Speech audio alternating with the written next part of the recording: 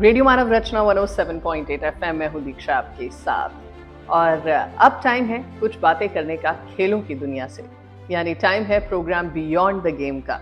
एक ऐसा प्रोग्राम जहां पर हर हफ्ते हम आपकी मुलाकात कराते हैं देश के एक जाने माने ऐसे खिलाड़ी से जिन्होंने अंतर्राष्ट्रीय प्लेटफॉर्म पर भारत देश का नाम रोशन किया है।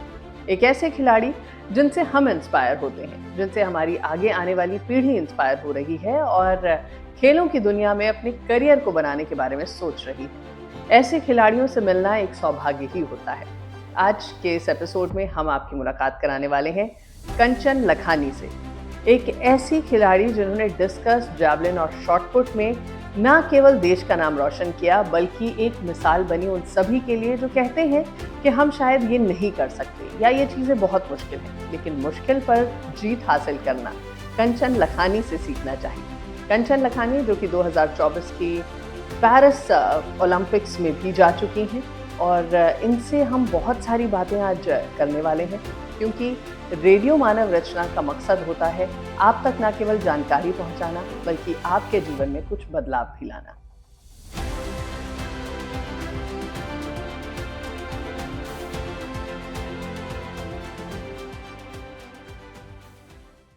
कंचन जी, बहुत बहुत स्वागत है आपका रेडियो मानव रचना में। बहुत बहुत धन्यवाद। तो कंचन जी, हमारा प्रोग्राम है बियॉन्ड द गेम और खेलों से भी आगे आपके जो एक्सपीरियंसेस हैं, आपके जो अपने कुछ अनुभव होंगे, वो हम आपसे जानना चाहेंगे आज के इस कार्यक्रम में। और इस कड़ी में हम बहुत सारे खिलाड़ियों से मुलाकात करते रहते हैं। हम सबसे पहले तो आपका शुक्रिया अदा करना चाहेंगे कि आप रेडियो मानव रचना और मानव रचना के प्रांगण में आई हैं। Thank you so much for coming. अब शुरुआत करते हैं आज की बातचीत से। आप दुनिया की जो लेटेस्ट रैंकिंग आई है पैरा एथलीट्स की, उसमें दूसरे नंबर पर आती हैं जैवलिन थ्रो और शॉट पुट थ्रो में दुनिया में, और 5वें नंबर पर आती हैं डिस्कस थ्रो में। ये हाल ही में आई हुई 2025 की रैंकिंग है। इसके अलावा आप एशियन पैरा गेम्स 2023 में जो हुए थे चाइना में, वहाँ पर आपने भारत का प्रतिनिधित्व किया था। इसके अलावा पैरालंपिक्स 2024 पेरिस में आपने भारत का प्रतिनिधित्व किया था। इतने बड़े स्तर पर पहुंचना, एक अगर मैं आपसे पूछना चाहूँ एक शब्द में अपनी जर्नी को एक्सप्लेन करें या समझाएं या कहें, तो क्या शब्द यूज करना चाहेंगे? Positive attitude. पॉजिटिव एटीट्यूड, बिल्कुल। और पॉजिटिव एटीट्यूड से ही अगर आप आगे चलते हैं तो लाइफ की किसी भी मुश्किल से आप पार पा सकते हैं। बिल्कुल। कंचन जी, शुरुआती दौर से शुरुआत करते हैं। खेलों की शुरुआत किस सन में हुई, कैसे करी आपने खेलों की शुरुआत? बताना चाहूँगी कि 2008 में जब मेरा एक्सीडेंट हुआ था, उसके बाद मैं कई टाइम तक, कई सालों तक मैं डिप्रेशन में रही थी। मैं कुछ भी नहीं करती थी। उसके कई सालों बाद जब मैंने मैंने जॉब करती थी। मैं एज अ न्यूज़ रिपोर्टर, मैं न्यूज़ पोर्टल रन करती थी। अब तो बहुत सारे न्यूज़ पोर्टल आ गए हैं। हाँ। बट उस टाइम अगर आप बात करें 2010 की, 11 की, तो उस टाइम सिर्फ 2 न्यूज़ पोर्टल होते थे। एक फरीदाबाद मेट्रो न्यूज़, एक अमृतसर मेट्रो न्यूज़। तो उस पे मैं काम करती थी। तो उस वक्त मेरा जो ज़्यादातर टाइम था वो सोशल मीडिया पे निकलता था। तो वहाँ मैंने कुछ वीडियोस देखी थी सोशल मीडिया पे, जिसमें डिफरेंटली एबल पर्सन व्हीलचेयर पे बैठ के स्पोर्ट्स खेल रहे थे। तो वहाँ मुझे ना बड़ा अजीब सा लगा कि ऐसे पॉसिबल कैसे हो सकता है कि मतलब व्हीलचेयर पे बैठ के भी ये कर क्या रहे हैं? मुझे नहीं पता ये स्पोर्ट्स कर रहे हैं, पर ये कर क्या रहे हैं? ये कुछ मुझे मेरी तरह लग रहे हैं और कर क्या रहे हैं? पर जब मैंने उसमें रिसर्च किया कि ये क्या कर रहे हैं, तो पता चला ये स्पोर्ट्स खेल रहे हैं। और बड़ा हैरानी हुई कि ये ऐसे स्पोर्ट्स खेल कैसे सकते हैं, क्योंकि हमने जो सुना था कि स्पोर्ट्स जो होते हैं सिर्फ एबल बॉडी खेल सकती है, different labour body, physically fit लोग हाँ जो होते हैं। फिजिकली फिट खेल सकते हैं। तो बड़ी हैरानी हुई थी। बट वहाँ ना मुझे एक होप नजर आ गई थी कि ये अगर ये लोग कर सकते हैं तो मैं भी कर सकती हूँ। तो वहीं से मैंने जो है स्टार्ट करा। मैं वो वीडियोस देख के मैं पहुंच गई नाहर सिंह स्टेडियम, जो फरीदाबाद में है। वहाँ मुझे मेरी मुलाकात हुई मिस्टर नरसी राम जी से, जो मेरे आज कोच हैं। उनको मैंने बताया, उन्होंने मुझे बताया कि कंचन, उनको मैंने पूछा कि क्या होता है। मुझे उस टाइम नहीं पता था कि पैरालंपिक्स भी कुछ होता है। उन्होंने बताया कि पैरालंपिक्स गेम होती है जैसे एबल बॉडी की फिजिकल फिट लोगों की गेम्स होती हैं, ऐसी डिफरेंटली एबल पर्सन की गेम्स होते हैं, जैसे पैरालंपिक्स कहते हैं। हम्म। उसमें बहुत सारे इवेंट्स होते हैं, लाइक शूटिंग होता है, ताइक्वांडो होता है, एथलेटिक्स भी होता है, स्विमिंग भी होता है, बहुत कुछ होता है। हम्म। तो उन्होंने बताया कि कंचन आप भी कर सकते हो, आप जो है एथलेटिक्स में स्टार्ट करो अपना करियर। ओके। तो वहाँ से मुझे उन्होंने मुझे स्पोर्ट्स में इंट्रोड्यूस किया, मुझे शॉट पुट, डिस्कस, जैवलिन इन सबके बारे में बताया, और हम्म। वहाँ से जो थी मेरी स्पोर्ट्स की जर्नी जर्नी स्टार्ट हो गई शुरू थी। हुई, बिल्कुल। यानी आपने सोशल मीडिया से ये चीज़ एक्सप्लोर करी, हाँ जी। और एक रिपोर्टर के तौर पर काम करते करते आपको ये रियलाइज हुआ कि ये कमाल हो रहा है कुछ दुनिया जी में जिसके बारे में आपको नहीं पता था। जी जी जी। तो आपने अपनी शुरुआत करी। तो बहुत सारे लोग आपको देख रहे हैं, सुन रहे हैं, और वो जानना चाहेंगे कि कैसे शुरुआत हुई, क्या चैलेंजेस आए, और डिस्कस थ्रो, शॉट पुट या जैवलिन की शुरुआत कैसे हुई? क्योंकि और भी बहुत सारे स्पोर्ट हैं, जैसे कि पैरालंपिक्स में आपने बताया, आपके हम्म। कोच ने कहा कि और भी अलग अलग इवेंट्स होते हैं। तो फिर डिस्कस या शॉट पुट या जैवलिन ही क्यों? आप शूटिंग में भी जा सकती थी, आप किसी और स्पोर्ट में भी जा सकती थी। जी जी जी। ये आपने बहुत ही अच्छा क्वेश्चन किया है कि हर पर्सन की, हर एथलीट की एक अलग एबिलिटी होती है हम्म। है ना? हर कोई हर गेम नहीं कर सकता, बिल्कुल। क्योंकि बॉडी हर किसी की अलग होती है, उसमें कितनी एबिलिटी है, कितनी डिसेबिलिटी है, उसका हर अलग क्राइटेरिया होता है। तो मैं आपको बताना चाहूँगी कि मैंने जो है शूटिंग भी स्टार्ट की थी एक टाइम पे। और शूटिंग जब मैंने स्टार्ट की थी, तो शूटिंग में आपको पता होगा जब पिस्टल को उठाते हैं, हम्म। तो उसमें माइनर सा भी हिलना नहीं होता। हाँ। और मेरी स्पाइनल इंजरी है, और मेरा बैलेंस नहीं है बॉडी में बिल्कुल भी। तो जब मैं पिस्टल उठाती थी और एक हाथ भी नहीं है, तो मैं ना राइट तरफ गिर जाती थी। ओके। मैं बैलेंस नहीं बना पाती थी उस पिस्टल के साथ। हम्म। तो जब स्टार्ट की थी मैंने 6 मंथ बहुत कोशिश की थी मैं अपना बैलेंस बना पाऊँ, बट मैं नहीं बना पाई थी। बट फिर मुझे सर ने बोला था कि कंचन, आप डिस्कस, जैवलिन और शॉट पुट स्टार्ट करो। हम्म।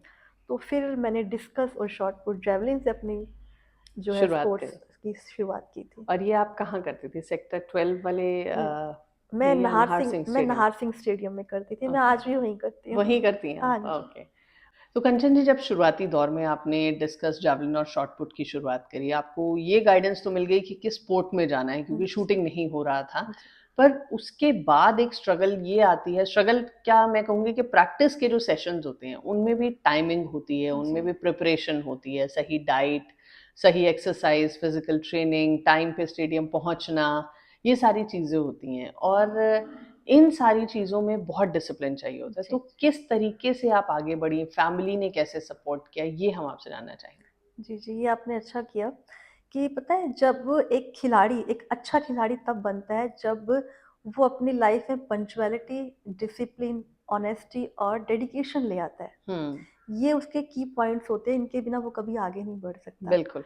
और जब हम इन चीज़ों को फॉलो करते हैं, और स्ट्रगल स्ट्रगल तो देखो खिलाड़ी को करना ही पड़ता है, और हमारे और डिफरेंटली एबल पर्सन की ट्रेनिंग में सबसे बड़ा चैलेंज ये होता है, उसके लिए घर से स्टेडियम तक जाना ही सबसे सबसे बड़ा बड़ा चैलेंज चैलेंज है। होता है। बिल्कुल। क्योंकि एक जो एबल बॉडी होती है ना, फिजिकल फिट होती है, वो तो अपना बाइक उठाई, साइकिल गाड़ी उठाई, उठाई कुछ भी उठाया, या चले ऑटो गए। किया, वो चले गए। हमारे लिए बहुत चैलेंज होता है, हम्म। क्योंकि हम लोगों को ना, जब घर पर बिस्तर से पहले तो व्हीलचेयर पे शिफ्ट करना, फिर व्हीलचेयर से गाड़ी में बिठाना, शिफ्ट करना, फिर स्टेडियम पहुंच के फिर व्हीलचेयर गाड़ी से फिर व्हीलचेयर पे बिठाना, और फिर व्हीलचेयर से थ्रोइंग फ्रेम पे जिस पे बैठ के हम ट्रेनिंग करते हम्म। हैं वो करना। फिर ट्रेनिंग के बाद ये प्रोसेस फिर से फिर रिपीट होता वापस, है। हाँ। तो एक टाइम की प्रैक्टिस के लिए 8 टाइम्स जो है शिफ्टिंग होती है, जो शिफ्टिंग। अपने आप में ही बहुत बहुत बड़ा चैलेंज है, हम्म। आसान नहीं होता। और इसके लिए तो मैं अपने ब्रदर को बहुत बहुत थैंक्स कहती हूँ कि उन्होंने सपोर्ट, क्योंकि ट्रेनिंग कराने में उनका बहुत बड़ा हाथ है। क्योंकि अगर बिल्कुल। उनका सपोर्ट नहीं होता, मेरी फैमिली का सपोर्ट नहीं होता, तो शायद आज कंचन कंचन लखानी ना होती, आपके सामने ना बैठी होती। हम्म। तो बहुत स्ट्रगल आते हैं। बिल्कुल। और वही जैसे आपने कहा कि 8 टाइम्स शिफ्टिंग अपने आप में एक फुल ह्यूमन बॉडी के लिए, उसको जी एडल्ट बॉडी के लिए उठाना, जी वापस व्हीलचेयर पे बैठाना, जी फिर जी उठाना।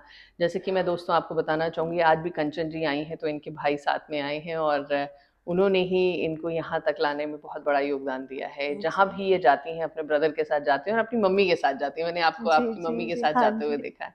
सो जब आपने ये शुरुआत करी, तो फैमिली ने ये नहीं कहा कि चलो ठीक है, पर ये करियर नहीं बन सकता, क्योंकि लोगों को नहीं पता होता ये करियर हाँ बनेगा या नहीं बनेगा। जी ये जी फुल फ्लेज आपको इतनी बड़ी ख्याति जो आज आपके पास जी है, जी आप पैरालंपिक्स में गई हैं, देश हाँ को रिप्रेजेंट किया आपने। कभी ये सपने में सोचा था कि ऐसा कुछ हो जाएगा?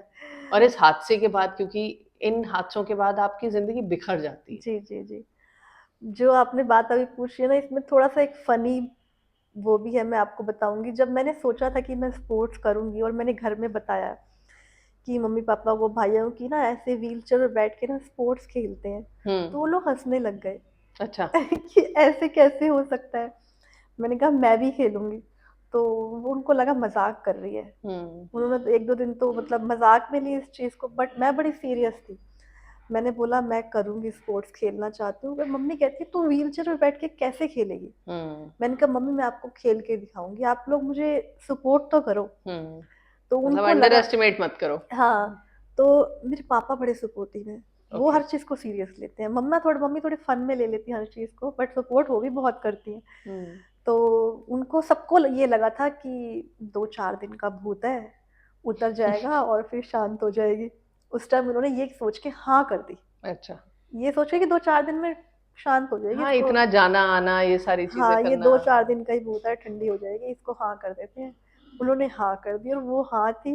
और मैं तो उसी दिन निकल गई स्टेडियम के लिए। हुँ, और मैंने बोला मैंने सर से बात कर ली है, उन्होंने मुझे बता दिया कि तुम ये सब कर सकती हो, डिस्कस थ्रो, जैवलिन थ्रो और शॉट पुट थ्रो। मम्मी पापा ने बोला हाँ ठीक है करो। मैंने ट्रेनिंग स्टार्ट कर दी। और जब मैंने ट्रेनिंग स्टार्ट की, जब 1 मंथ बीत गया, 2 मंथ्स ट्रेनिंग चलती रही, मैंने हार नहीं मानी, मैं करूँगी। फिर उनको लगा यार ये 1-2 दिन वाला भूत नहीं था, ये तो इसके अंदर जुनून है, ये तो अब कुछ करके ही मानने वाली है। हुँ, तो बस वहीं से फिर फैमिली ने पूरी तरह से सपोर्ट करना शुरू कर दिया। हुँ, जब मैं फर्स्ट टाइम नेशनल खेलने जा रही थी, मुझे याद है मेरी मम्मी का मन नहीं था मेरे साथ जाने का, हुँ। कि उनको लगा था क्या करेगी। बट जब मेरे मेडल आए ना, तो मम्मी बड़ी खुश हुई। और कहाँ अब हुआ था ये नेशनल? पहला नेशनल मेरा जयपुर में हुआ था। ओके। और जब मुझे याद है, जब मैं पहला नेशनल में मेडल जीती थी, मेरी मम्मी सामने खड़ी थी, उनको विश्वास नहीं हो रहा था, वो रो रही थी। हुँ, तो वहाँ, और अब क्या होता है, मेरी कोई चैंपियनशिप होती है, सबसे पहले मेरी मम्मी का बैकपैक होता बिल्कुल। है। मैंने तभी कहा कि मैंने आपकी हाँ मदर को हर जगह आपके साथ जाते हुए हाँ देखा। आप हाँ। जहाँ भी जाती हैं, आपके भाई और आपकी मदर दोनों ही होते हैं अब तो साथ में। मम्मी हर जगह जाती है और मेरे से पहले मम्मी का बैकपैक होता हाँ, है। तो ये खिलाड़ियों की लाइफ में एक बहुत अच्छी चीज़ होती हाँ है कि हाँ वो पूरी दुनिया घूमते हैं। बिल्कुल। तो अब आपने नेशनल्स जीता, जी नेशनल्स में बहुत अच्छे रिकॉर्ड बनाए, बहुत अच्छा परफॉर्मेंस दिया। फिर उसके बाद आपने इंटरनेशनल की शुरुआत कैसे करी? क्योंकि इस जब आप इंटरनेशनल जाते हैं, आज भी इंटरनेशनल खेलने का क्रेज़ अपने आप में बहुत जी बड़ा जी होता जी है। हर खिलाड़ी को ये लगता है कि एक इंटरनेशनल एक्सपोज़र मिलना चाहिए, जी फिर जी धीरे-धीरे आप आगे बढ़ते हैं। जी तभी कहा जाता है ना, एंटरटेनमेंट बिल और स्पोर्ट्स की दुनिया के जो लोग होते हैं, वो बहुत ट्रैवल करते हैं। हाँ पासपोर्ट पे जी पासपोर्ट उनके चेंज होते जी रहते हैं। जी जी तो कैसा रहा फर्स्ट इंटरनेशनल ट्रैवल और एक्सपीरियंस, और उसके बाद फिर आगे-आगे जब आप जी बढ़ी? जी जब मैंने 2018 में मेडल जीते थे, हुँ, तो मेरा वहाँ से सिलेक्शन हो गया था पेरिस में, हैंडी वर्ल्ड ग्रैंड प्रिक्स के लिए।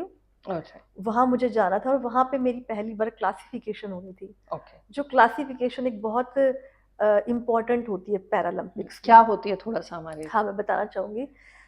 जो क्लासिफिकेशन होती है वो हम लोगों की डिसेबिलिटी के अकॉर्डिंग मिलती है। ओके, मतलब जैसे कोई ब्लाइंड है, उनकी किस अलग लेवल पे कैटेगरी या कुछ होती है। ऐसा? हुँ, जिनको पोलियो है उनकी अलग कैटेगरी होती है। अच्छा, जिनको स्पाइनल इंजरी है उनको अलग कैटेगरी होती है। तो हमारी ओके, डिसेबिलिटी के अकॉर्डिंग जो है वो हमारी क्लास डॉक्टर्स जो है क्लासीफायर्स वो डिसाइड करते हैं। ओके। तो उसी के अकॉर्डिंग उसी क्लास में हमें अपने कॉम्पिटिटर्स को कम्पीट करना पड़ता है। हुँ, तो मैं गई थी क्लासिफिकेशन करवाने। और बहुत अच्छा एक्सपीरियंस रहा था। फर्स्ट टाइम इंडिया की टी शर्ट पहनी थी, बहुत प्राउड फील हुआ था। हुँ। तो मतलब अपने आप में बहुत बड़ी बात होती है जब आपने अपने देश को रिप्रेजेंट करना जी होता है, जी और जी खास तौर पर से जिस चीज़ को आपके परिवार ने बस मज़ाक समझा हो, जी जी उस चीज़ में वर्ल्ड लेवल पर आगे उठना ही जी बहुत बड़ी उपलब्धि जी होती है। जी फरीदाबाद की स्पोर्ट्स फैसिलिटी के बारे में मैं जानना चाहूँगी, क्योंकि फरीदाबाद में हाल ही में काफ़ी प्लेयर्स निकले हैं। पैरालंपिक्स की अगर मैं बात करूँ तो काफ़ी प्लेयर्स यहाँ से निकले हैं। जी सिंगराज अधाना मेडलिस्ट रहे हैं, मनीष नरवाल हैं शूटिंग में, अभी हाल ही में हमारे स्टूडियो भी आए थे। आप हैं और भी बहुत सारे प्लेयर्स जी जो जी हैं। ये तो सिर्फ मैं पैरा गेम्स की बात करूंगी, उसके अलावा क्रिकेट में बहुत अच्छी जी, जी। तरीके से आगे बढ़ रहा है। लेकिन फिर भी कहीं ना कहीं फरीदाबाद में कुछ कमी है स्पोर्ट्स में, जैसे राजा नाहर सिंह स्टेडियम है, रुक गया बनते बनते, जिस जी, जी। इंटरनेशनल लेवल पर बनना चाहिए था या बन रहा था। जी। सेक्टर 12 में काफी अच्छी स्पोर्ट्स फैसिलिटी हाल ही में आई हैं और बच्चे जी, उसका जी। फायदा उठा रहे हैं, लेकिन फिर भी आपको लगता है कि कुछ कमी है और कुछ बेहतर होना चाहिए? मैं बात करूँ फ़रीदाबाद की तो मैं पूरे हरियाणा की बात करूँगी। हम्म। पूरे हरियाणा की बात करूँ तो स्पोर्ट्स में बहुत ही जो है तरक्की करी है स्पोर्ट्स ने। एक्सेल कर रहा है आजकल। हाँ, हाँ, हाँ। जो पहले हम लोगों को कैश अवार्ड्स मिलते थे, उसमें भी जो है वो भी बढ़ के मिलने लगे हैं। स्पोर्ट्स इक्विपमेंट जो हमको पहले खुद ही परचेज़ करने पड़ते थे हम्म। और खुद ही परचेज़ करने के लिए क्या होता है ना, खिलाड़ी स्टार्टिंग फ़ेज़ में अच्छे इक्विपमेंट्स नहीं परचेज़ नहीं कर परचेज, सकता। बजट नहीं होता ऑफ बजट कोर्स। नहीं हाँ। होता क्योंकि वो स्ट्रगलिंग टाइम होता है खिलाड़ियों का। बट अब मैं बात करूँ तो अच्छे-अच्छे इक्विपमेंट्स हम लोगों को गवर्नमेंट की तरफ से मिलते हैं, कैश अवार्ड्स मिलता है। तो बहुत तरक्की करी है स्पोर्ट्स में और मुझे हम्म। पूरा विश्वास है आगे आने वाले टाइम में जो कमियाँ हैं गवर्नमेंट उस पे भी काम करेगी और खिलाड़ियों को अच्छा मौका देगी। बिल्कुल, यानी अच्छे मौके देंगी। सो एक बहुत बड़ा लोगों को ये भी अट्रैक्शन होता है कि अगर आप स्पोर्ट्स की फील्ड में जा रहे हो तो एक्सपोजर बहुत ज़बरदस्त मिलता है, बहुत अच्छे लेवल पे। जैसे आप इंटरनेशनल गई, आपने इंटरनेशनल काफ़ी ट्रैवल किया होगा। सो कोई ऐसा एक्सपीरियंस जो आप हमारे साथ शेयर करना चाहें, जो इंटरनेशनल स्पोर्ट में आपका रहा हो और बहुत कमाल का रहा हो? कोई ऐसा किस्सा, कोई वाकया? अच्छा। इंटरनेशनल जाना ही अपने लिए एक बहुत बड़ा जो होती है एक उपलब्धि होती है। उपलब्धि होती है। इसको हम किसी शब्दों में बयान भी नहीं कर सकते। हुँ। मुझे याद है जब मैं फर्स्ट टाइम गई थी पेरिस वर्ल्ड ग्रैंड प्रिक्स खेलने, तो मुझे जो है इंडिया की टी-शर्ट मिली थी। हुँ। वो एक्सपीरियंस बताऊँगी कि जब मैंने फर्स्ट टाइम वो इंडिया की टी-शर्ट पहनी थी, तो मैं बहुत इमोशनल हो गई थी। हुँ। पहले तो मैंने उनको माथे से लगा के चूमा था और उसके बाद उसको पहना था और भगवान से बोला था कि आप जिस विश्वास से मुझे ये मिली है, मैं उस विश्वास को कायम रखूँ। अपनी कंट्री का जो मेरी कंट्री ने जिस विश्वास से मेरे को यहाँ भेजा है, उसको मैं पूरा करूँ और बहुत प्राउड फ़ील हुआ था और मैं बहुत इमोशनल हो गई थी। ये हुँ। अपने आप में ही बहुत इंडिया की बड़ी टी-शर्ट बात पहनना होती है ये। बहुत बड़ी हाँ, बात होती है। बिल्कुल। पैरालंपिक्स को पहले लोग नहीं जानते थे, जैसा आपने कहा कि आपको भी नहीं पता था, और पैरा गेम्स के बारे में ना ज़्यादा चर्चा होती नहीं थी जी, कभी। जी।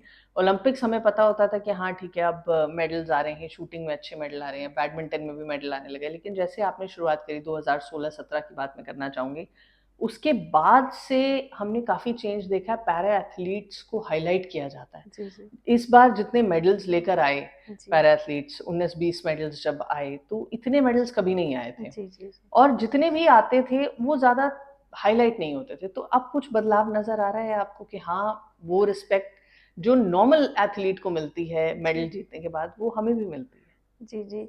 बिल्कुल और इस चीज़ के लिए मैं सबसे बड़ा क्रेडिट देना चाहूँगी सोशल मीडिया को। हुँ। क्योंकि सोशल मीडिया एक ऐसा प्लेटफ़ॉर्म है जो एक प्लेटफ़ॉर्म देता है अपने टैलेंट को दुनिया को दिखाने के लिए। बिल्कुल। तो पहले जो है पैरालंपिक्स को इतना लोग नहीं जानते थे कि हुँ। पैरालंपिक्स होता क्या है, ये पैरा स्पोर्ट्स होता क्या है। हुँ। मैं बताऊँगी 2015 के बाद लोगों में बहुत जागरूकता आई है पैरा स्पोर्ट्स को लेके कि सोशल मीडिया ने इसमें बहुत जो है सपोर्ट किया है और आज सभी को पता है कि पैरा स्पोर्ट्स क्या होता है। हुँ। पहले मुझे याद है जब हम ट्रेनिंग करते थे तो कुछ लोग पूछते थे, "ये क्या कर रहे हो?" हाँ। बट आज हम ट्रेनिंग करते हैं तो वो तो आके हमारे साथ फ़ोटो खिंचवाते हैं कि उन्हें पता हाँ, है ये क्या कर रहे कि हैं। क्या करें? तो अब लोग बहुत अवेयर हो गए हैं हाँ। और बहुत ज़रूरी भी है ये। हुँ। हुँ। बिल्कुल। बहुत ज़रूरी भी है ये अवेयर करना लोगों को क्योंकि आज भी बहुत से डिफरेंटली एबल पर्सन घर बैठे हैं, उन्हें पता ही नहीं है कि कि खेलना करना क्या कैसा है? है और हाँ। करना क्या है। हुँ। वो खेलना तो चाहते हैं बट उन्हें ये नहीं पता कि खेलना कैसे है, कैसे खेलना है? शुरुआत कैसे करनी है। बिल्कुल। उसमें सोशल मीडिया ने बहुत सपोर्ट किया हुँ। है। तो शुरुआत की बात हम करते हैं, तो शुरुआत कैसे करनी चाहिए जो आपको देख रहे हैं? अब जैसा कि आपने कहा अवेयरनेस नहीं है, अब बहुत से लोगों को अब अवेयरनेस आ जी, गई है, जी। क्योंकि हमने देखा अवनी लाखरा या फिर बाकी जो भी हाँ जी। प्लेयर्स हैं, जब मानव रचना में भी शूटिंग कैंप्स में आए तो बहुत अच्छी तादाद थी जी, जी। उन सभी लोगों की जो पैरा गेम्स के लिए जा रहे जी, हैं जी। अलग-अलग जगह पे। कोई एशियन खेलने जा रहा है, कोई वर्ल्ड चैंपियनशिप्स खेलने जा रहा है। सो अब बहुत सारे प्लेयर्स आते हैं, सबके साथ एक-एक अटेंडेंट होता है, ऑफ जी, कोर्स जी। उन्हें ज़रूरत होती है। हाँ जी। लेकिन एक चेहरे पर मुस्कुराहट होती है, क्योंकि उनको वो रुतबा अब मिल रहा होता है, जी, उनको वो जी। रिस्पेक्ट अब मिल रही होती है। तो आपको जो लोग देख रहे हैं, सुन रहे हैं, उनको क्या कहना चाहेंगी, कैसे शुरुआत करें? क्या कैसे समझें कि जी अब ये खेलना है? जी। क्या होता है ना, जब किसी एक कोई किसी हादसे का शिकार हो जाते हैं, किसी एक्सीडेंट का शिकार हो जाते हैं, या किसी को जो है डिसेबिलिटी बाय बॉर्न होती है, हम्म। तो वो ना हताश हो जाते हैं। बिल्कुल। उन्हें कोई रास्ता नहीं और मिलता। पूरा परिवार हो जाता है। पूरा परिवार हो जाता है, उन्हें कोई रास्ता नहीं मिलता, हम्म। क्या करें कैसे करें। बट उनको कहीं ना कहीं से पता चलता है हम्म। कि पैरा स्पोर्ट्स भी कुछ होता है, पैरालंपिक्स भी कुछ होता है। वो करना चाहते हैं बट वो कर नहीं पाते क्योंकि उन्हें पता ही नहीं है कि करें कैसे। हम्म। तो मैं उनके लिए बताना चाहूँगी कि पैरालंपिक्स में बहुत सारी गेम है, जैसे कि मैंने पहले भी बताया कि डिस्कवर एथलेटिक्स है, शूटिंग है, स्विमिंग है, ताइक्वांडो है, बहुत सारी गेम्स हैं। और हर गेम की एक अलग कैटेगरी होती है, हर गेम में अलग अलग इवेंट्स होते हैं। पर किसी भी गेम को खेलने के लिए सबसे जो बहुत ही इम्पोर्टेंट है, जिसके बिना आप अपने लॉन्ग टाइम तक नहीं खेल सकते, वो है क्लासिफिकेशन। जो क्लासिफिकेशन होती है वो हमारी जो है, हमारी एबिलिटी, हमारी डिसेबिलिटी, हमारी इसके अकॉर्डिंग हमको जो क्लास दी जाती है जिसमें हम compete करते हैं।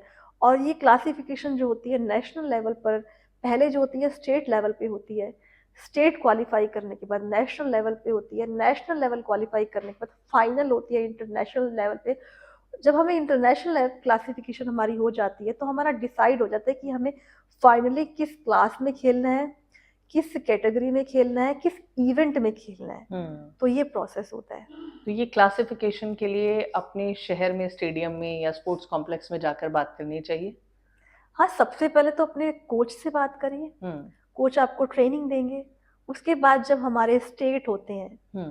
पहला फेज वहां से स्टार्ट होता है क्लासिफिकेशन का। उसमें एंट्री लेवल के लिए क्लासिफाई होना वो हाँ जी। क्लासिफिकेशन के प्रोसेस को फॉलो करना जी जरूरी है। बिल्कुल। ओके।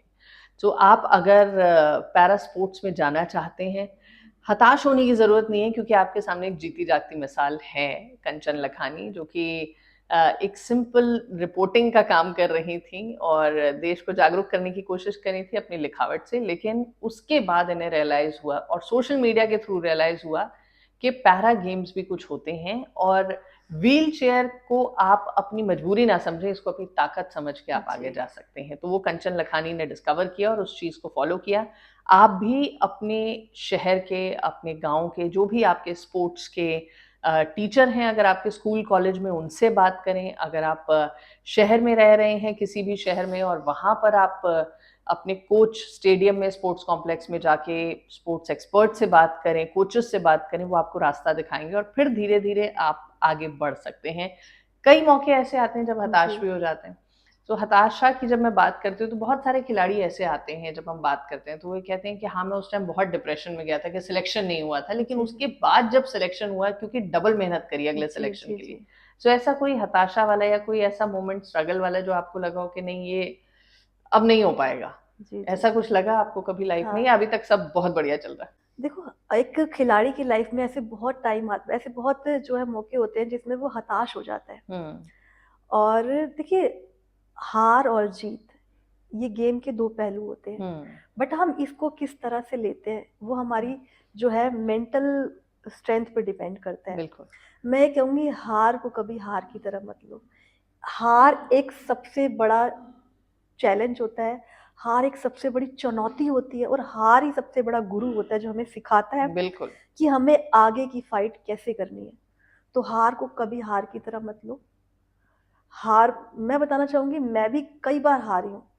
मैं हारती हूँ, टूटती हूँ, रोती हूँ, बिखरती हूँ, पर फिर से अपने आप को समेटती हूँ हम्म। और आगे के लिए फाइट करती हूँ और ऐसा कमबैक करती हूँ कि दुनिया देखती है। बिल्कुल। और हमने पैरालंपिक्स में देखा, क्योंकि कई बार नाम आ रहा था, सिलेक्शन के बारे में चर्चा होती थी, जी जी अखबारों में आता था, फिर उसके बाद नाम चला जाता था, जी औरों के नाम रिफ्लेक्ट होने लग जाते थे। जी तो जी थोड़े दिनों पहले तक, जब तक कंफर्म नहीं हुआ था, तब तक मैंने भी आपको फोन नहीं जी किया जी था। जी तो जब कंफर्म हुआ तो बहुत अच्छा लगा कि कोई अपना, अपने जी शहर का कोई इतने बड़े लेवल पर जा जी रहा है, जी। और खास तौर पर से जब हम बेटियों की बात करते हम्म। हैं।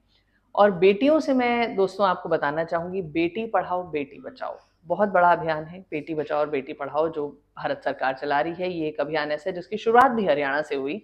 तो हरियाणा की ही हमारी ये खिलाड़ी जो है कंचन लखानी, ये रिप्रेजेंट करती हैं अपने शहर को बेटी जी बचाओ बेटी पढ़ाओ में। जी तो थोड़ा सा हमें इसके बारे में बताइए, आप रोल मॉडल है इस पूरे अभियान में। जी जी, बताना चाहूंगी कि जो फरीदाबाद का, जो हरियाणा का शिक्षा परिषद है, जी। उन्होंने मुझे as a role model select किया हुआ है for the campaign Beti Bachao Beti Padhao. हम्म। इसमें मुझे क्या करना होता है, मुझे जो हमारे फरीदाबाद के स्लम एरियाज के स्कूल हैं, जहाँ जो गर्ल्स स्कूल है स्लम एरियाज के गवर्नमेंट के, वहाँ पर मुझे बुलाया जाता है। वहाँ पे पेरेंट्स की, स्टूडेंट्स की गैदरिंग होती है। ओके। वहाँ पे मुझे उनके पेरेंट्स को मोटिवेट करना होता है कि गर्ल्स की एजुकेशन कितनी ज़रूरी है। हम्म। क्योंकि जो गांव के एरियाज होते हैं ना, वहाँ पर क्या होता है, बच्चों को ना, बेटियों को ज़्यादा पढ़ाया नहीं जाता। हाँ। उनको ये होता है कि 8th कर ली, 10th कर ली, बस अब घर का काम सिखा के उनकी शादी कर देते शादियां हैं। कर दो। और बिल्कुल। यही होता है, और ये आज भी होता है। ये पुराने ज़माने की बात नहीं है, आज के ज़माने की बात है, बिल्कुल, ये बहुत आज सारी भी जगहों होता पर है। आज भी होता है, बस खुल के हाँ, बात नहीं होती। हाँ। तो वहाँ पे मुझे जाना पड़ता है, उनको मोटिवेट करना पड़ता है। यहाँ का एक बहुत ही एक किस्सा मैं सुनाऊँगी, मुझे याद है। मैं 2020 में, नहीं 2020 नहीं, 2019 में बताती हूँ, मैं गई थी। एक स्लम एरिया का गवर्नमेंट स्कूल था, वहाँ पर मैंने एक मोटिवेशन स्पीच दी थी, वहाँ के पेरेंट्स को, वहाँ के बच्चों को मोटिवेट किया था। तो उसके बाद मैं 2023 में नेहरू कॉलेज गई थी। हम्म। वहाँ पे, फरीदाबाद का जो हाँ, गवर्नमेंट हाँ, कॉलेज है। नेहरू कॉलेज गई थी। वहाँ नेहरू कॉलेज में भी मेरे को वहाँ पे कॉलेज का जो फेयरवेल पार्टी थी, पता नहीं कौन कुछ था, मैं वहाँ गई थी। वहाँ पर मैंने अपनी स्पीच दी, तो वहाँ पर एक बेटी बैठी हुई थी, एक लड़की बैठी हुई थी, स्टूडेंट वहाँ की। उन्होंने मुझे देखा, वो मुझे पहचान गई कि ये 2019 में मेरे स्कूल में भी आई थी। अच्छा। तो वहाँ से 19 या 20 ऐसी एग्जैक्ट मुझे याद नहीं आ रहा।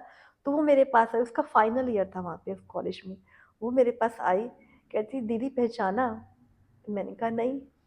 कहती आप मेरे स्कूल आए थे जब मैं 9th क्लास में थी, और आपने मुझे, मेरी मम्मी को, हमें बहुत मोटिवेट किया था, और आज आपकी वजह से मैं यहाँ कॉलेज में हूँ। मैंने कहा मतलब मेरी वो वजह से स्कूल से कैसे? पढ़ते पढ़ते कॉलेज में पहुंच मैंने कहा गई। मेरी वजह से कैसे? कहते मेरी मम्मी ने बोला था कि 10th के बाद ना तेरी शादी कर देंगे। तो ओह। बट वो आपकी बातों से इतना मोटिवेट हुई थी कि अगर ये फरीदाबाद की ये बिटिया कुछ कर सकती है तो मेरी बेटी भी कर सकती है। तो वो आपसे इतना मोटिवेट हुई थी कि उन्होंने मुझे कॉलेज पढ़ाया। आज मेरा फाइनल ईयर चल रहा है, हम्म। और अब मैं कुछ 6-7 महीने में मेरी जॉब भी लग जाएगी। क्या और बात है। तो कहती मेरी मम्मी को बहुत अच्छा फील हो, बहुत अच्छा प्राउड फील करती है मेरी मम्मी जब मैं बिल्कुल। कॉलेज जाती हूँ। तो ये एक बहुत बड़ी बात थी, और मैं ये कहना चाहूंगी कि हमारी एक बात से अगर हजारों लोगों में से भी एक को भी, एक में भी बदलाव आता है। तो समझ लो हमारा जो है रोल मॉडल बनना सक्सेसफुल हो सक्सेस गया हो है। गया। बिल्कुल, और एकदम सही रोल मॉडल जो हैं वो सिलेक्ट किए गए हैं बेटी बचाओ बेटी पढ़ाओ अभियान के लिए, क्योंकि बेटियों को बचाना अपने आप में बहुत बड़ा एक कार्य है जो भारत में, क्योंकि भ्रूण हत्या भी एक सच है हमारे देश का और बहुत सारे देशों का, लेकिन हम इसको रोकने के लिए कोशिश कर रहे हैं। और फिर उन बच्चियों के जन्म के बाद उनको उनका सम्मान देना, उनको पढ़ाना लिखाना बहुत जी, ज़्यादा ज़रूरी है। तो बेटी को पढ़ा कर ही आप उसको आगे बढ़ा सकते हैं, और ये कोशिश जो है कंचन लखानी भी कर रही हैं। कंचन जी, अब बात करते हैं थोड़ी सी आपके अपने पैरालंपिक्स के एक्सपीरियंस के बारे जी, में। जी। पेरिस 2024 जब आपका सिलेक्शन हुआ, जब आप वहाँ गई, क्योंकि ओलंपिक्स जैसे मंच पर जाना हम्म, ये एक आम इंसान के लिए तो पॉसिबल नहीं होता है, क्योंकि आपको इसमें दिन रात कड़ी मेहनत चाहिए होती है। 2017-16 के बाद से जब आपने शुरुआत करी थी अपने शॉट पुट की, डिस्कस और जावलिन की, फिर आप जब पेरिस पैरालंपिक्स में गई, तो कैसा माहौल था, क्या था वहां पर, क्या हुआ? क्योंकि उसके बाद जब आप वापस आई हैं तो भी प्रधानमंत्री भी मिल रहे हैं, जी, आप बॉम्बे भी जा रही हैं, रिलायंस सेंटर में भी जा जी, रही हैं, नीता अंबानी भी आप लोगों से बातचीत करी, तो वो सारा कुछ थोड़ा हम जानना चाहेंगे किस्सा जी, आपसे। जी। एक एथलीट की लाइफ का जो सबसे बड़ा सपना होता है ना, वो पैरालंपिक्स और ओलंपिक्स ही होता है, हम्म। जिसके लिए वो दिन रात मेहनत करता है। वो ना तपती धूप देखता है, ना कड़ाके की ठंड देखता है, वो बहुत मेहनत करता है। हम्म। तो मैंने भी बहुत मेहनत की थी। मैं आपको बताऊंगी, 2020 का जो पैरालंपिक्स था, उसमें उन दिनों कोरोना चल रहा था, हाँ। और मैंने बहुत मेहनत की थी। मैंने टोक्यो कोरोना वाला जो था। टाइम में भी हाँ। बहुत प्रैक्टिस स्किप नहीं करती थी, मैं करती थी घर पर ही प्रैक्टिस। हम्म। बट क्या था ना, कोरोना के टाइम कोटा बहुत कम आया था। हाँ, लिमिटेड सिर्फ, लोग जा हाँ, सकते हैं। हाँ, हाँ। सिर्फ उस टाइम गर्ल्स का सिर्फ 4 कोटा आया था। ओके। तो मैंने जो है क्वालिफाई भी किया था, पैरालंपिक्स का सिलेक्शन ट्रायल क्वालिफाई भी किया था, बट फिर भी सिलेक्शन नहीं हो पाया था। हम्म। तो मैं बहुत बहुत हताश हो गई थी, पता है ऐसा फील हो रहा था कि मंजिल पे पहुंच के किसी ने गेट बंद कर दिया, हम्म। क्योंकि क्वालिफाई करने के बाद ना जाओ तो तो बड़ा फिर दुख होता है। ऑफ कोर्स, हाँ, हाँ, या तो तो आप उस कैटेगरी में क्वालिफाई ही ना कर रहे हाँ, हो तो आपको ये तो लगेगा कि हम चलो अपने ठीक आप है, को हाँ हाँ। तसल्ली दे देते हैं, हमने मेहनत नहीं की। हाँ। बट क्वालिफाई कर दो और सिलेक्शन में बड़ा दुख होता है, मैं हम्म। बहुत हताश हो गई थी। बट कहती हूँ ना, मेरा पॉजिटिव एटीट्यूड है, मैं कभी हार नहीं मानती। हम्म। तो बस अपने आप को समझाया कि एक पैरालंपिक में नहीं जा रहे तो पैरालंपिक्स खत्म तो नहीं हो गए, हम्म। पैरालंपिक्स दोबारा आएंगे, हम मेहनत करेंगे, दोबारा सिलेक्शन करा होगा हमारा। हम्म। इसी उम्मीद के साथ मैंने दोबारा ट्रेनिंग स्टार्ट की, बहुत मेहनत की। और जैसे कि कोविड भी चला गया तो उसके बाद और ज्यादा हाँ, मेहनत शुरू हो जाती है। और उल्टा, और जब इंसान हारता है ना तो वो डबल मेहनत करता है। हम्म। तो मैंने और ज़्यादा मेहनत करना स्टार्ट की, और मेरा पैरालंपिक के सिलेक्शन हुआ। वो बताना चाहूँगी, सिलेक्शन का जब मेरे पास कॉल आया था, जो पैरालंपिक के चेयरमैन, उन्होंने बड़े अलग अंदाज में मुझे बताया था कि तुम्हारा सिलेक्शन हो गया। उनका कॉल आया, कंचन जी अपने ना सीवी में ना एक लाइन ऐड कर दो। मैंने कहा क्या? Selected for the Paralympics. अरे आपने वाह! देखा होगा मेरे हाँ, सीवी हाँ, में हाँ, लिखा हुआ है। बिल्कुल। तो मैंने जिस दिन कॉल आई थी उसी दिन ये जो है अपडेट कर दिया। तो बड़े अलग अंदाज में उन्होंने बताया, और उनका ये बताना था और मैं रोने लग गई थी। मैंने कहा हुँ। सच्ची बहुत इमोशनल हो गई थी। ये सब भगवान को थैंक यू बोला, घर वालों को बताया। तो बहुत अच्छा एक्सपीरियंस था। फिर पैरालंपिक्स में गए थे, और पैरालंपिक्स की टी शर्ट, इंडिया की टी शर्ट अपने आप में ही बहुत बहुत बहुत प्राउड फील बिल्कुल, कराता है। बिल्कुल, बिल्कुल। जब हम पैरालंपिक्स खेलने के लिए इवेंट टी शर्ट पहनी और वहाँ गए, बहुत अच्छा फील हुआ था। हुँ। वहाँ का एक चीज़ बताऊंगी मेरे साथ क्या हुआ था। एक वहाँ पे इंसिडेंट हो गया था जी। मेरे साथ, और इस तरह के इंसिडेंट में ना इंसान बहुत हार मान जाता है। बिल्कुल कंपटीशन से पहले का बताऊंगी। हम लोगों के साथ ना एक एस्कॉर्ट अलाउ होता है, हुँ। और एस्कॉर्ट को ना एक ना जैकेट मिलती है जो पहचान होती है कि एस्कॉर्ट है। उस जैकेट के बिना एंट्री नहीं होती है एस्कॉर्ट की। ओके। और तो ये एस्कॉर्ट आपके अपने देश के होते हैं या वो बाहर से हमारे होते हैं? जो एस्कॉर्ट हम देंगे वही रहेगा। तो अच्छा। मैंने अपने एस्कॉर्ट मेरे ब्रदर दिए थे। ओके। वो ब्रदर मेरे साथ कंपटीशन खिलाने अंदर जाएंगे, तो उनको वो टी शर्ट नहीं मिली। अच्छा। ओके। और ये मुझे पता कब चला, जब हमारी एंट्री हो रही है। ओह! मतलब जब एंट्री से ना हम लोग 1 घंटा पहले जो है स्टेडियम पहुंच जाते हैं कि इस तरह की कोई दिक्कत ना आए, हुँ, ट्रैफिक ना हुँ। हो। हम 1 घंटा पहले पहुंच गए।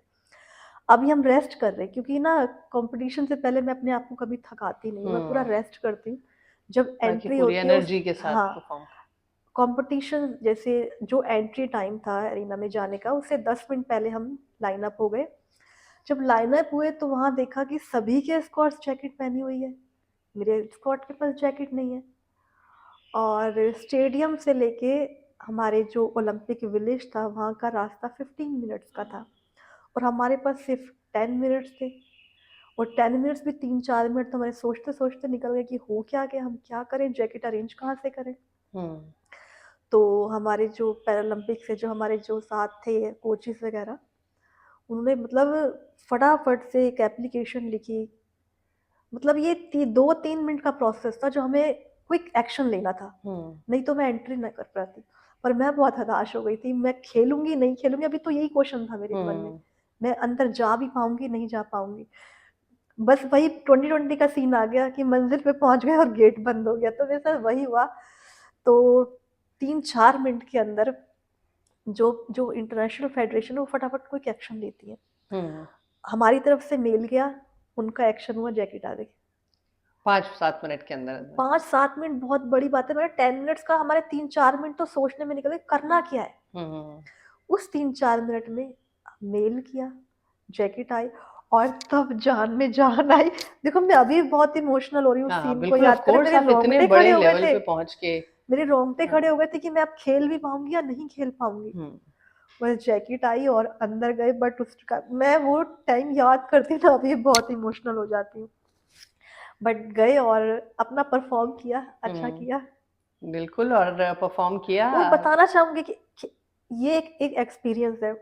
इस तरह के जो है खिलाड़ियों की लाइफ में स्ट्रगल्स बहुत सारे। आते रहते हैं, बट उस टाइम जो है ना हताश नहीं होना चाहिए। मैं बताऊंगी मैं मेंटली बहुत स्ट्रांग हूँ। हुँ। जब ऐसा हो गया था ना तो मैं अंदर गई, मैंने ना आंखें बंद करके 5-10 मिनट मेडिटेशन करी, अपने आप को जो है काम नॉर्मल किया, किया, हाँ। क्योंकि ना उस तरफ से निकलना बहुत ज़रूरी होता है, नहीं तो हम अपने आप को कंपटीशन नहीं खेल पाएंगे। हुँ। अपने आप को काम किया 5-10 मिनट की मेडिटेशन करके, फिर कंपटीशन खेली। बिल्कुल, कॉम्पिटिशन के लिए और अगले ओलंपिक्स की भी तैयारी चल रही है, बिल्कुल पैरालंपिक्स की, चल रही है। Los Angeles. जी जी। तो भई पेरिस हो गया, लॉस एंजेलिस की बारी है, तैयारी पूरी है और जी कंचन उसमें भी ऑफ कोर्स जाएँगी। जब आप वापस आए भारत, तो इस बार बहुत अलग माहौल था, टोक्यो के बाद भी ऑफ कोर्स जी इस जी। बार भी बहुत अलग माहौल था। देश में जो स्वागत हुआ, वो जी जी। बहुत कमाल का था। बहुत हाँ सारे जी। खिलाड़ियों का स्वागत जो जो भी ओलंपिक से या पैरालंपिक से वापस जी आए, जी। उन सबका स्वागत बहुत बड़े लेवल पे हुआ। प्रधानमंत्री खुद मिले सबसे। जी जी। ये कुछ बताना चाहेंगी आपके कैसा माहौल था? और फिर हाँ उसके जी। बाद आप बॉम्बे गईं, जहाँ पर एक बहुत बड़ा इवेंट रखा गया, हाँ जी। रिलायंस की तरफ से जी जियो वर्ल्ड जी। जी सेंटर में। जी जी। तो उसके बारे में हमें बताइए कुछ। जब हम ओलंपिक्स पैरालंपिक्स खेल के आए थे, तो पहले तो स्वागत हमारा एयरपोर्ट पे हुआ, हुँ, और बहुत अच्छा वेलकम हुआ था हमारा, फूलों की माला के साथ, क्लैपिंग के साथ, बहुत अच्छा फील हुआ था। उसके बाद हमारा जो है स्पोर्ट्स मिनिस्टर के साथ हमारी गैदरिंग थी। हुँ। उसके बाद हमें हमारे प्रधानमंत्री जी, जिनके साथ मिलने का सबका एक सपना सपना होता है, होता है, सभी हाँ, देशवासियों का बिल्कुल। सपना होता है कि हम प्रधानमंत्री के पास जाके एक उनकी झलक देख लें। हुँ, फ़ोटो खिंचा लें एक हाँ, एक शायद, फ़ोटो ही हाँ, खिंचवा लें, हाँ। उनकी एक झलक ही देख लें पास से, सपना होता है। तो हमको वहाँ से इन्विटेशन आया, हम पीएम हाउस गए, उनके साथ बैठ के बातें की, उनके साथ लंच किया, उनके साथ फ़ोटो शूट हुआ, बहुत अच्छा फ़ील हुआ था। उन्होंने बहुत, हमें ऐसा लग ही नहीं रहा था कि हम पीएम हाउस में आए हैं, वो इतने फ्रैंकली हम लोगों से बात कर रहे थे ना, ऐसा लग रहा था वो हमारे दोस्त हैं, तो हुँ, बहुत अच्छा फ़ील हुआ था। उसके बाद जो है अ, अंबानी जी के घर गए थे हुँ, हम। बिल्कुल। हम अंबानी जी के घर पे गए थे, जो हमने सिर्फ़ जो है सोशल मीडिया में बाहर से उनके घर की बिल्डिंग देखी है कि हाँ, बिल्डिंग। ये एंटीलिया नामक बिल्डिंग है और हाँ, ये थोड़ा ये बहुत बड़ी बिल्डिंग है। हाँ। बॉम्बे का क्या देश का सबसे आलीशान घर कहा जाता है हाँ, हाँ, उसे। हाँ। सो तो उस घर को हमने सिर्फ़ सोशल मीडिया पे देखा था, रील्स में कि ऐसा घर है, गेट देखा था, अंदर से नहीं पता कैसा है। अ, तो कभी सोचा नहीं था कि हमें उनके घर जाने का मौका मिलेगा, ऐसा गेस्ट वो हमें बुलाएँगे। हुँ, तो जब उनका इन्विटेशन आया था तो बहुत बहुत अच्छा लगा था, और उनके घर गए थे। वो लोग बहुत ही डाउन टू अर्थ है। हुँ, वो कहते हैं ना, वो बहुत अमीर है, वो दिल से भी बहुत अमीर है। हुँ।